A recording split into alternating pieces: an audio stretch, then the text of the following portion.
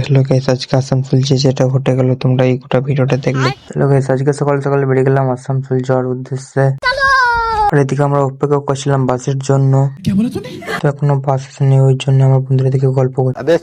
বাস আসেনি বলে 4 কোটি টাকা দিয়ে একটা মারুতি ভাড়া করলাম, আমরা লাফিয়ে চেক করলাম। আর এদিকে আমার বন্ধুদের খুশি থেকে 4 কোটি টাকা দিয়ে মারুতিতে চেপে, আর এদিকে দেখতে দেখতে চলে ঘুষ কাটাতে। আর ঘুষ কাটাতে নেমে এদিকে আমার বন্ধুরা সব নেমে ফটো তুলতে লেগেছে। তো গাইস, দেখতে দেখতে আসানসোল যাওয়ার বাসটা চলেও এলো।